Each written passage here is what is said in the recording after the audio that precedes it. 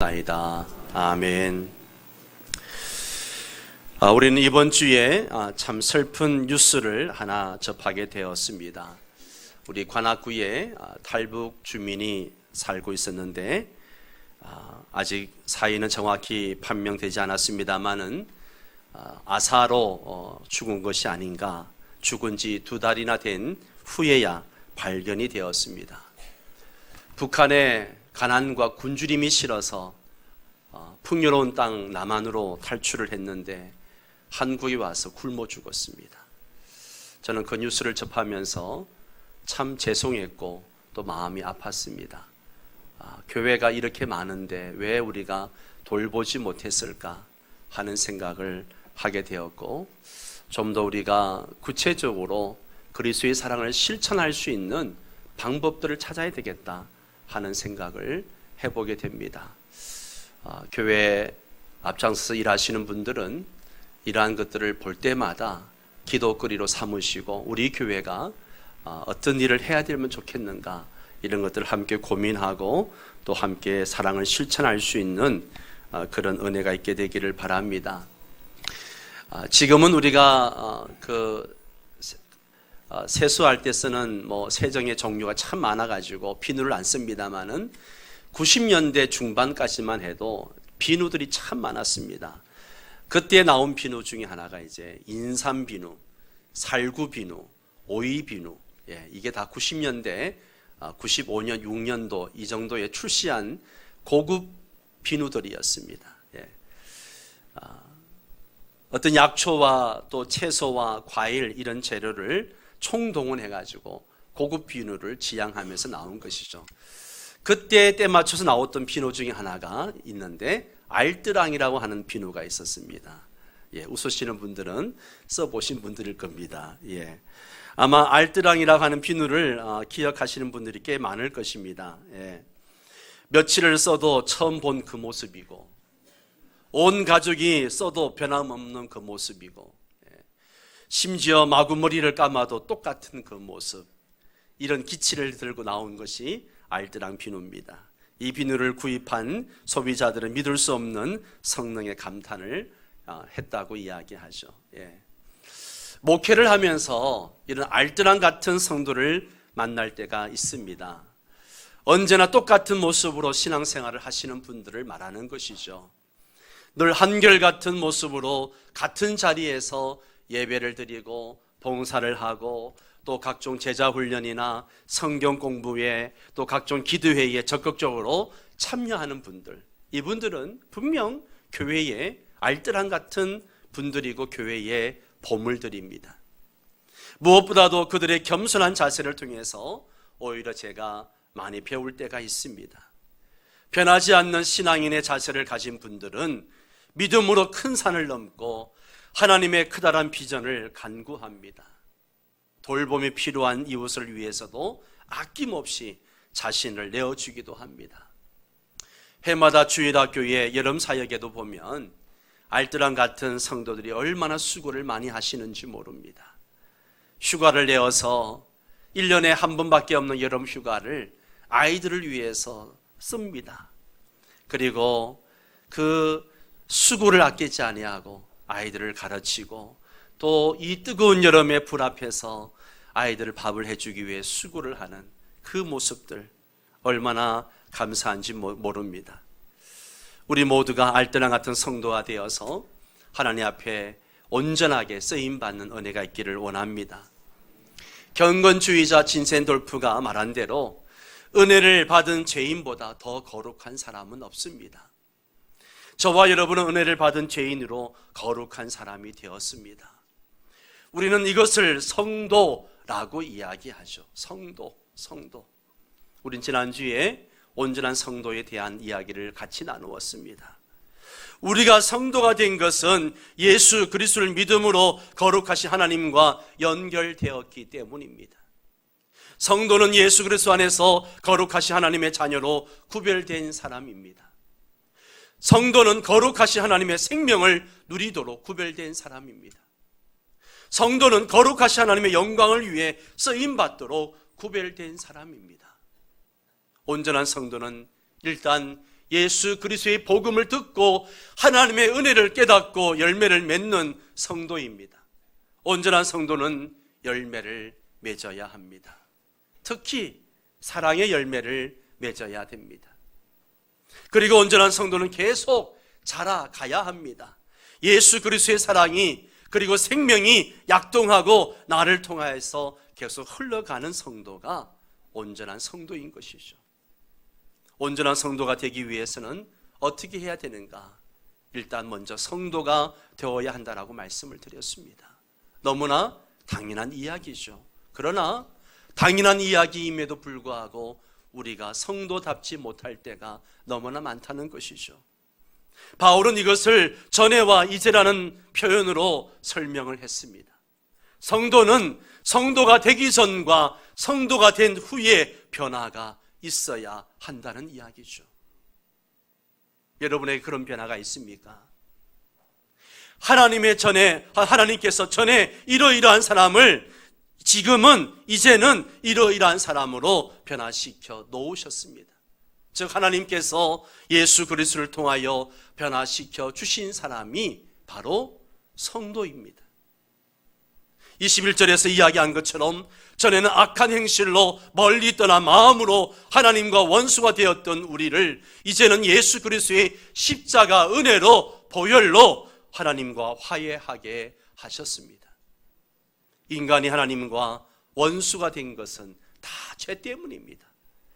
죄를 처리하면 인간이 하나님과 화해할 수가 있습니다. 그러나 인간은 다 죄인이기 때문에 스스로 자신의 죄를 해결할 수가 없습니다. 죄인이 죄인의 죄를 처리할 수도 없고 구원할 수도 없는 것이죠. 죄를 처리하고 하나님과 화해할 수 있는 분은 오직 예수 그리스도뿐입니다. 사랑하는 성도 여러분, 다시 한번 여러분에게 묻겠습니다. 여러분은 예수 그리스도께서 여러분의 죄 때문에 십자가에서 보혈을 흘려 죽으신 것을 믿습니까? 여러분은 예수 그리스도께서 여러분에게 완벽한 의를 전가시켜 주시려고 부활하신 것을 믿습니까? 여러분은 예수 그리스도께서 하나님의 아들 창조자 구원자이심을 믿습니까? 여러분은 하나님을 미워하지 않고 사랑하고 있습니까? 여러분은 하나님을 적대하지 않고 하나님과 화해하셨습니까? 이 모든 질문에 예라고 대답을 하신다면 여러분은 분명 성도입니다. 여러분 하나님께서 내 것이라고 뽑아내시고 구별해내신 성도입니다. 여러분은 하나님의 영광을 위해서 하나님에게 쓰임받는 성도입니다. 여러분은 하나님의 자녀로 모든 복을 받아 누릴 수 있는 성도입니다.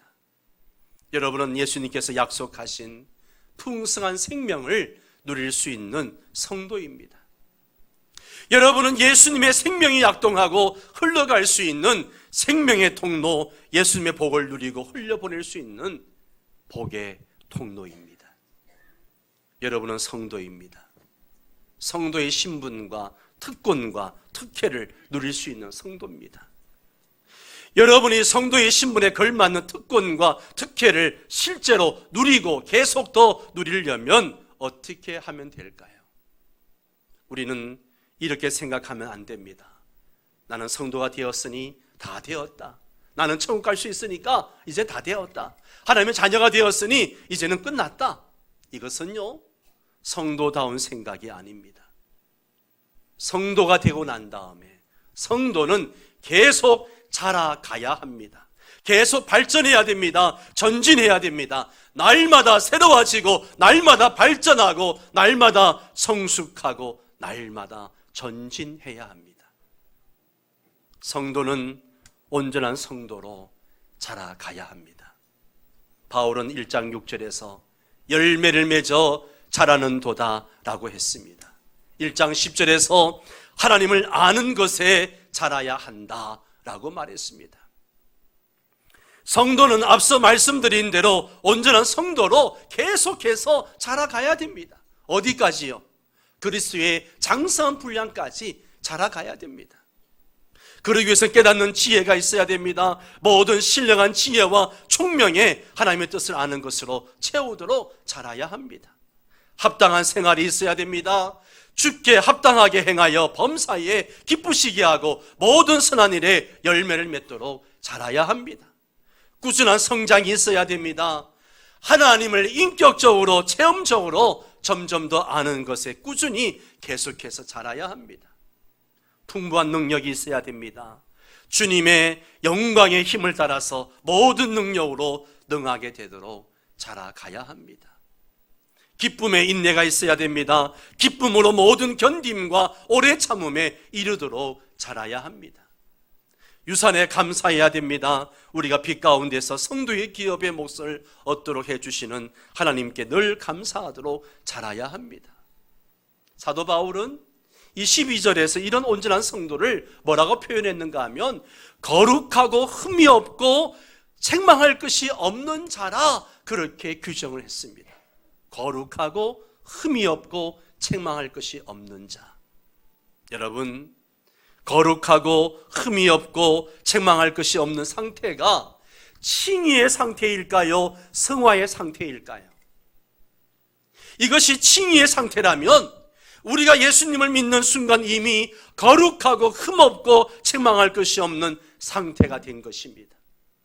우리가 예수님을 믿는 순간에 예수님께서 이루어 놓으신 그 완벽한 의가 우리에게 전가되었기 때문에 하나님께서 나를 보실 때 죄인인 김인환을 보는 것이 아니라 내가 믿는 예수를 주님이 보시는 것입니다. 예수님께서 우리를 그렇게 완전한 의로 옷 입혀 주셨습니다. 하나님께서 우리를 보실 때 예수님을 보신다면 우리는 이미 거룩하고 흠없고 책망할 것이 없는 사람입니다. 비록 지금은 실수해서 연약해서 넘어지기도 하고 쓰러지기도 하지만요, 우리가 예수님을 믿는 순간에 하나님께서 예수님을 보시고 우리를 의롭다라고 법적으로 선언해 주셨습니다. 하나님께서 우리를 의롭다고 법적으로 선언하신 것은 우리의 법적인 신분입니다. 법적인 신분이에요.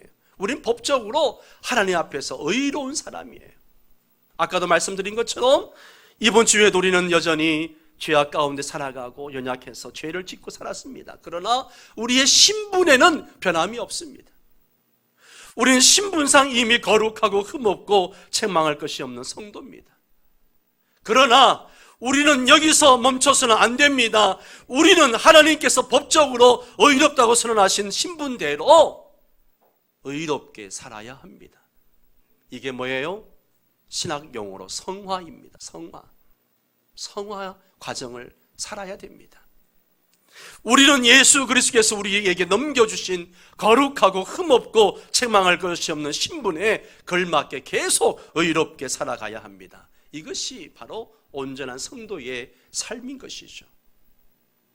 거룩이라고 하는 것은 모든 죄 씻김을 받고 하나님을 섬기도록 구별된 신분일 뿐만 아니라 계속적인 회개를 통해서 모든 실제적인 죄 용서를 받고 거룩하신 하나님의 손에 붙잡혀 쓰임을 받는 생활을 의미하는 것입니다. 우리는 신분상 거룩한 성도로서 실제로 거룩한 생활을 해야 합니다. 흠이 없다는 것은 어떤 흠이라도 없는 신분일 뿐만이 아니라 어떤 흠이라도 없도록 살아가는 생활을 얘기하는 것이죠. 우리의 생각이나 말이나 행동이나 이런 것에 흠이 없는 사람이 되도록 살아야 한다는 것이죠. 우리는 구약시대에 흠없는 제물처럼 흠없는 삶의 제물로 내 자신을 드려야 됩니다. 책망할 것이 없다는 것은 나무랄 것이 전혀 없는 신분일 뿐만 아니라 나무랄 것이 전혀 없는 생활을 또한 의미하는 것입니다. 우리는 예수 그리스도 때문에 나무랄 것이 없는 성도의 신분을 확보한 사람으로서 거기에 걸맞는 생활을 해야 됩니다. 이 과정이 성화의 과정인 것이죠. 예수 그리스도께서 재림하실 때에는 물론 우리가 다 거룩하고 흠없고 책망할 것이 없는 완전한 사람이 될 것입니다. 그리스도의 순결한 신부가 될 것입니다. 우리가 그때는 스바냐 3장 17절 말씀대로 될 거예요. 한번 같이 읽을까요? 너의 하나님 여호와가 너희 가운데 계시니 그는 구원을 베푸실 전능자시라. 그가 너로 말미암아 기쁨을 이기지 못하시며 너를 잠잠히 사랑하시며 너로 말미암아 즐거이 부르며 기뻐하시리라. 아멘. 너로 말미암아 기쁨을 이기지 못하며 너를 잠잠히 사랑하시며 너로 말미암아 즐거이 부르며 기뻐하시리라. 거룩하고 흠없고 완전한 자로 주님 앞에 설 때에 주님이 우리를 보고 하시는 말씀이죠. 아니, 지금도 주님은 우리를 그렇게 인정해 주십니다. 우리는 주님이 재림하시기 전에도 우리와 함께 계시면서 우리의 구원을 이루어 가시는 전능자 하나님과 동행하면서 거룩하고 흠이 없고 책망할 것이 없는 사람이 되도록 계속 자라가야 합니다. 온전한 성도가 되기 위해서 계속 성장하고 성숙하고 발전하고 전진해야 됩니다.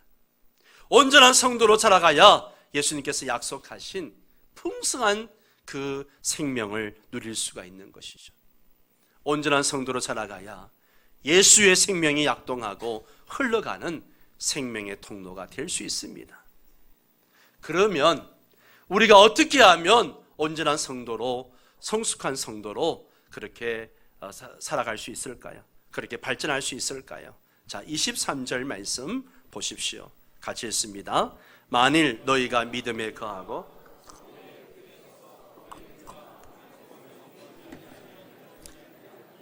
아멘, 아멘. 자, 여기에 보면 만일이란 단어에 주의하십시오.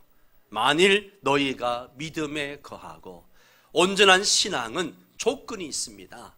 믿음에 계속 거하는 것이 조건입니다. 계속 믿는 것이 조건입니다. 계속 믿지 아니하고 믿다고 마는 것은 가짜 신앙입니다. 진짜 신앙은 계속 믿는 거예요. 어떤 상황 속에서 어떤 일을 닥쳐도 계속 믿는 겁니다. 끝까지 믿는 거예요. 바울은 한마디로 우리가 믿음에 거주하면 온전한 성도가 될 수 있다라고 말하고 있습니다. 믿음에 거주한다는 것은 복음을 듣고 복음을 믿는 믿음으로 끝까지 산다는 것을 얘기하는 거죠. 이것을 신학적 용어로 성도의 견인이라고 이야기합니다. 하나님께서 선택하시고 성도로 구별해서 준 사람은 하나님께서 끝까지 보호해 주시는 것을 얘기하는 거예요. 할렐루야. 끝까지 보호하신 하나님의 보호는 믿음으로 끝까지 견디는 이 성도의 인내와 같이 가는 겁니다. 우리가 우리의 믿음을 끝까지 스스로 지킬 수는 없어요. 연약하기 때문에. 우리는 포도나무에 붙어 포도나무의 수액과 양분을 빨아먹는 가지처럼 예수 그리스도에게 붙어 있어야 끝까지 믿음에 거주할 수 있습니다. 나는 포도나무요 너희는 가지라. 그가 내 안에 내가 그 안에 거하면 사람이 열매를 많이 맺나니. 다 같이 읽습니다. 나를 떠나서는 너희가 아무것도 할 수 없습니다. 아멘. 아멘. 가지가 나무에서 떨어지면 아무것도 할 수 없습니다. 우리가 믿음을 끝까지 지키는 것은 처음부터 끝까지 붙잡아 주신 하나님의 은혜입니다. 우리가 믿음을 끝까지 견고하게 지키는 것은 동시에 우리 인간의 끊임없는 노력입니다. 우리는 믿음을 지키도록 끝까지 노력해야 됩니다. 노력해야 됩니다. 힘써야 됩니다.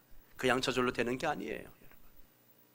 예수님은 요한복음 8장 31절 32절에서 이렇게 말씀하셨습니다. 너희가 내 말에 거하면, 너희가 내 말에 거하면 참으로 내 제자가 되고 진리를 알지니 진리가 너희를 자유롭게 하리라.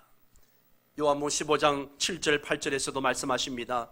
너희가 내 안에 거하고, 너희가 내 안에 거하고 내 말이 너희 안에 거하면, 내 말이 너희 안에 거하면 무엇이든지 원하는 대로 구하라. 그리하면 이루리라. 너희가 열매를 많이 맺으면 내 아버지께서 영광을 받으실 것이요 너희는 내 제자가 되리라. 우리가 믿음에 거주한다는 것은 어디까지나 예수 그리스도의 말씀에 근거해서 예수 그리스도와 계속 동행하는 것, 예수 그리스도와 계속 교제하는 것을 의미합니다.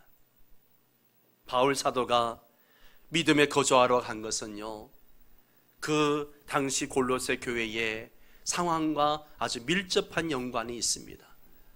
골로새에는 골로새 이단이 있었습니다. 골로새 도시는요, 위에 라오디가 도시와 히에라볼리 도시와 같이 골로새는 그 지역의 삼총사 도시라고 할 만큼 아주 큰 도시였습니다. 지금의 터키 서부 헬라 철학과 헬라 문학이 유행하는 그런 도시입니다. 그러다 보니까 이 헬라 철학이 유행하다 보니까 예수를 믿는 이 골로새 교회 성도들도 헬라 철학의 영향을 받았습니다. 헬라 철학이 무엇입니까? 헬라 철학은 몸은 악하고 영은 선하다. 물질은 악하고 정신은 선한 것이다. 그렇게 가르치는 것이죠. 소위 이데아라는 것이 영적이고 정신적인 것인데, 이 이데아는 귀하고 선한 것이고 물질은, 몸은 악하다고 가르친 것이죠. 이것이 골로새 이단이었습니다. 예수 그리스도 하나님의 아들이 인간으로 오셔서 인간의 죄 때문에 십자가에서 피 흘려 죽으시고 사흘 만에 부활하셨습니다. 우리 예수님은 100% 인간이시고 100% 하나님이십니다. 아멘이십니까? 100% 인간이시고 100% 하나님이십니다. 예수 그리스도는 인간의 몸을 가지고 계십니다. 몸과 물질을 악하다고 보는 헬라 철학의 영향을 받는 골로새 이단은 이러한 예수님의 인성을 부인하고 예수님의 육체의 가치를 부인했습니다. 그러다 보니까 예수만 믿어서는 구원받을 수 없다, 그런 예수를 믿어서는 구원받을 수 없다, 예수도 믿어야 되고 거기에 플러스해서 헬라 철학에 근거한 신비한 지식도 있어야 구원을 받을 수 있다라고 가르치기 시작했습니다. 이 이단이 이 세기에는 영지주의로 발전을 하게 되죠. 어쨌든 믿음만이 아니라 헬라 철학에 근거한 특별한 신비적 지식이 있어야 구원을 받는다는 이단에 대해서 바울 사도는요, 이렇게 말한 것이죠.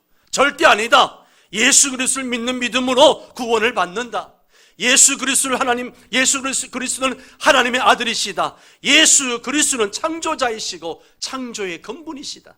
만물은 예수 그리스도에 의해서 창조되었고 예수 그리스도를 위해서 창조되었다.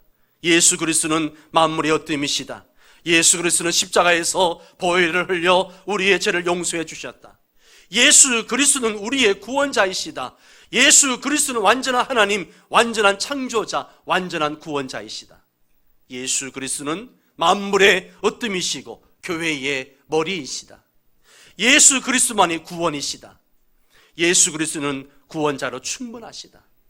예수 그리스도만 믿으면 구원을 받는다. 절대로 이단에 흔들리지 말고 예수 그리스도를 믿는 믿음 안에 계속 거주해야 된다, 이렇게 강조하고 있는 것이죠.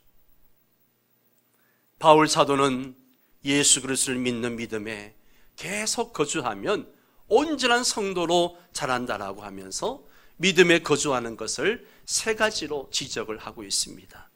이 세 가지를 오늘 잘 기억하고 여러분이 온전한 성도로 믿음에 거주할 수 있기를 원합니다. 23절에 그 말씀이 나와 있습니다. 23절을 다시 한번 읽겠습니다. 만일 너희가 믿음에 거하고 터 위에 굳게 서서 들은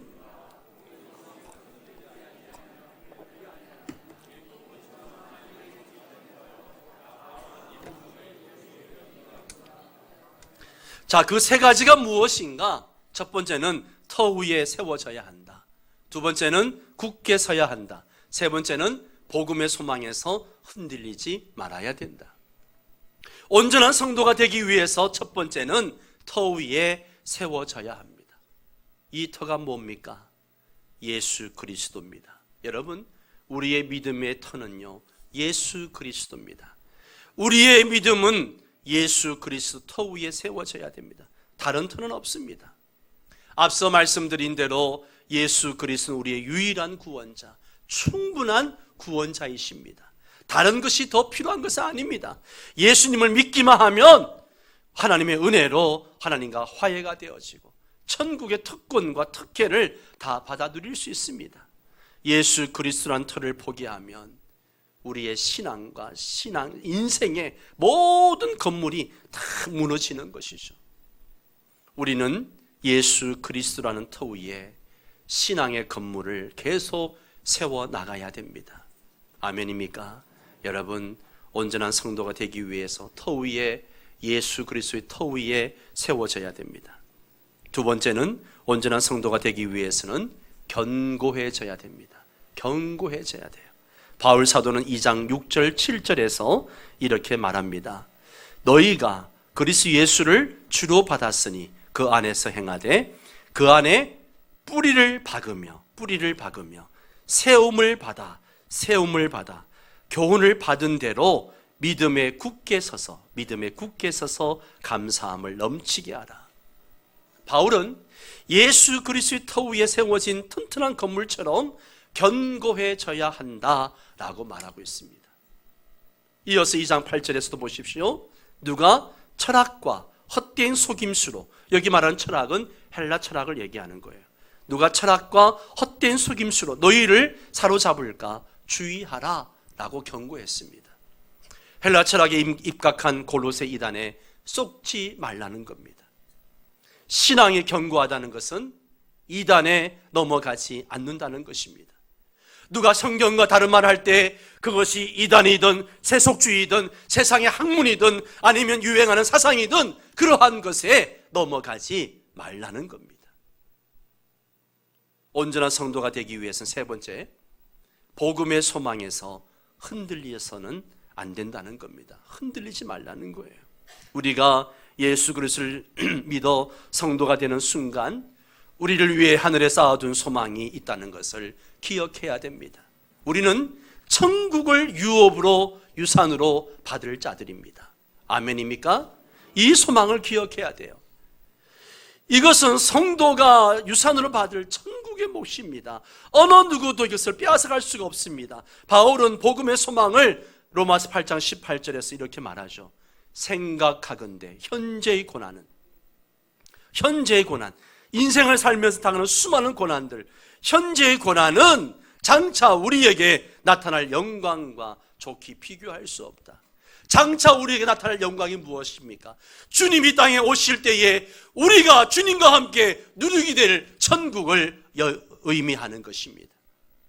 복음의 소망은 예수 그리스도께서 재림하실 때에 우리가 누릴 천국의 영광입니다. 그래서 베드로 사도는 이 소망을 썩지 않고 더럽지 않고 쇠하지 않는 것이다 라고 이야기했습니다. 우리 한번 베드로전서 1장 4절 말씀을 같이 읽습니다. 썩지 않고 더럽지 않고 쇠하지 아니하는 유업을 있게 하시나니 곧 너희를 위하여 어디에 간직했어요? 하늘에 간직했습니다. 하늘에 간직했기 때문에 그 소망은 썩지 않습니다. 더럽혀지지 않습니다. 쇠하여지지 않습니다. 복음의 소망은요, 이 세상의 소망과는 달라서 썩거나 쇠하거나 더럽혀지지 않습니다. 그러나 세상의 소망은요, 다 썩고 다 더럽고 다 쇠하여지는 것입니다. 우리가 추구하는 물질, 우리가 추구하는 그 권력, 명예 모두가 썩고 없어지는 것입니다. 육신의 정욕, 안목의 정욕, 이생의 자랑도 다 쇠하여지는 것입니다. 모든 육체는 풀이요 그 모든 아름다움은 들의 꽃과 같으니 풀은 마르고 꽃은 시듬은 여호와의 기운이 그 위에 불니다. 이 백성은 실로 풀이로다. 풀은 마르고 꽃은 시드나 우리 하나님 말씀은 영원히 서리라. 이 세상의 영광은 다 마르고 시듭니다. 그러나 천국 유산은 썩지도 더럽지도 쇠하지도 않습니다. 영원히 아름다운 것입니다. 우리는 천국의 소망에 대해서 절대 흔들리지 말아야 됩니다. 절대 흔들리지 말아요. 삶이 아무리 힘들고 어려워도 천국의 소망은 흔들리지 말아야 됩니다. 히브리서 기자는 이런 말을 했습니다.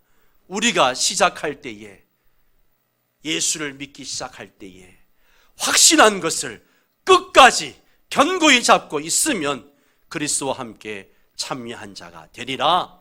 할렐루야. 그렇습니다. 우리가 신앙생활 할 때, 시작할 때에 그 확신한 것을 끝까지 잡고 견고히 잡고 있으면 주님과 함께 참여한 자가 될 것입니다. 바울은 고린도서 15장 58절에서 그래서 이렇게 말했습니다. 같이 읽습니다.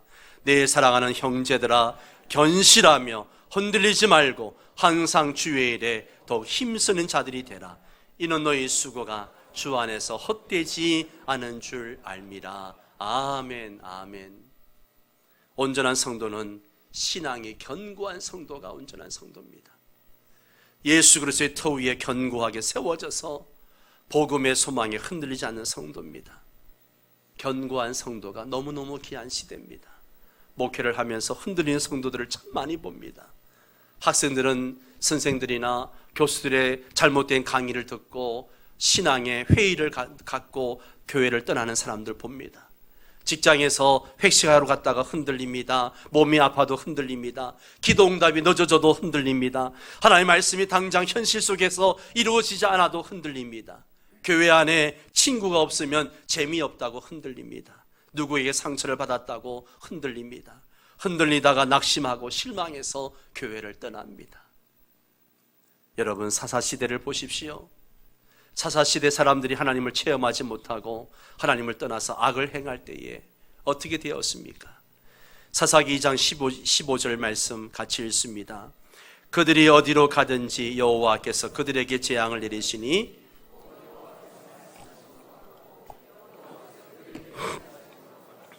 그들의 괴로움이 심하였더라. 아멘. 그들이 하나님께 부르짖을 때 하나님은 그들을 불쌍히 여기셔서 사사를 보내셔가지고 그들을 구원하십니다. 그러면 그들은 또 사사시대의 사사들의 그 지도로 평안한 시간을 보낼 때에 또다시 그들은 하나님을 떠나고 흔들립니다. 갈라디아 교회를 보십시오. 오직 하나님의 은혜로 오직 믿음으로 구원을 받는다는 복음을 받고 난 다음에 그들은 복음의 진리에서 떠나서 율법주의에 빠져가지고 할례를 행해야 되고 또 제사를 지내야 된다라고 하는 이런 말씀들 때문에 흔들리기 시작했습니다. 히브리서를 보십시오. 예수 그리스도께서 자기 자신을 완벽한 제물로 단번에 드리심으로 영원한 속죄를 이루셨음에도 불구하고 교인들이 지금도 제사를 계속 지내야 된다라고 하는 유대주의자들의 주장에 흔들리기 시작했습니다. 어느 성경책을 보아도 교인들이 흔들리기 때문에 흔들리지 않도록 하기 위해서 믿음에 견고하게 서야 한다는 것을 계속 강조하고 있는 거예요. 성경만이 아니라 오늘의 현실을 봐도 그렇습니다. 미국에서 가장 큰 장로교단으로 연합장로회가 있습니다. PCUSA라는 교단이 있죠. 크리스찬 투데이에 좀 지난 이야기입니다만 2015년 3월 19일자에 미국에서 가장 큰 장로교단인 미국 장로교가 교회 내에서 게이와 레즈비언 등 동성애자들의 결혼을 인정하는 교단 헌법 개정안을 통과시켰습니다. 이 결정은 미국 장로교회 결혼 정의가 한 남자와 한 여자의 연합이다. 여기에서 어떻게 바뀌는가 하면 두 성인 간의 연합으로 바뀐 것이죠. 결혼은 한 남자와 한 여자가 하는 게 아니고 두 성인 간, 그게 남자와 남자든 여자와 여자든 괜찮다 이런 것이죠. 미국 장로교단이 동성애 목회자를 허용할 뿐만 아니라 동성애 결혼까지 허용한 것은 크나큰 충격입니다. 미국 연합장로교회가 성경의 진리에서 떠나서 심하게 흔들리고 있는 거죠. 그들만 흔들립니까? 한국교회의 미래학자 최윤식 박사는 2020-2040 한국교회 미래지도란 책에서 한국교회의 잔치는 끝났다라고 하면서 한국교회는 성장기를 지나 쇠퇴기에 접어들었다고 이야기합니다. 복음의 진리에 대해 심각하게 흔들리고 있다는 것이죠. 교세가 약화되어지고 미래가 매우 어두워져 가고 있다는 것입니다. 제 박사는 2010년을 기점으로 30세에서 50세 연령층의 인구가 줄어들고 있고 2050년경이 되면 교인 60-70%가 은퇴자로 가득 차게 될 것이다 라고 이야기합니다. 제 박사는 성장 한계의 늪에 빠진 한국교회가 새로운 부흥의 파도를 타기 위해서는 영성의 수준을 높이고 목회자의 자질을 높여서 복음의 가치를 회복해야 한다라고 주장을 했습니다. 영성의 수준, 목회자의 자질, 복음의 가치를 회복한다는 것은 복음 신앙에 거주하는 것을 의미하는 겁니다. 그리스도의 터 위에 서서 견고하고 복음의 소망에 대해서 흔들리지 않는 것을 의미합니다. 복음의 소망에 대해서 흔들리지 않아야 예수님께서 약속하신 풍성한 삶을 누릴 수가 있는 겁니다. 예수님은 우리에게 풍성한 삶을 분명히 약속하셨습니다. 우리가 예수님께서 약속하신 풍성한 삶을 누리지 못하는 것은 우리가 성도가 아니거나 아니면 온전한 성도가 되지 못하기 때문일 것입니다. 우리는 내 자신이 진짜 성도인지 아닌지 한번 확인해 보아야 됩니다. 성도라면 온전한 성도로 자라가야 됩니다. 온전한 성도로 자라갈 때에만 예수님께서 약속하신 풍성한 삶을 점점 더 누리게 됩니다.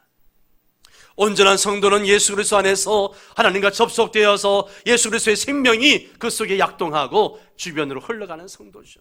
우리는 온전한 성도가 되기 위해서 예수 그리스도 하나님의 아들, 하나님의 형상, 만물의 창조자, 우리의 구원자라는 믿음에 계속 거주해야 합니다. 예수 그리스도가 우리의 충분한 구원자라는 것을 확신을 해야 됩니다. 예수 그리스도 외에 다른 무엇을 플러스해야 되는 것이 절대 아닙니다. 예수 그리스도는 우리의 충분한 구원자이십니다. 우리는 이런 복음 신앙을 끝까지 견고하게 붙잡아야 합니다. 우리는 온전한 신성도로 자라가기 위해서 예수 그리스도의 터 위에 우리의 신앙을 세워야 됩니다. 계속 견고해야 됩니다. 우리는 복음의 소망에 관해서 흔들리지 말아야 됩니다. 세속주의 사상이나 이단이나 이슬람이나 주변의 상황, 주변의 사람들의 말이나 우리의 경험 때문에 흔들리지 말아야 됩니다. 끝까지 견고하게 예수 그리스도를 믿어야 됩니다. 예수 그리스도의 터전 위에 세워지고 복음의 소망을 굳게 붙잡는 온전한 성도로서 예수님께서 약속하신 풍성한 삶을 점점 더 누리는 그런 성도가 다 되시기를 주의 이름으로 축원합니다.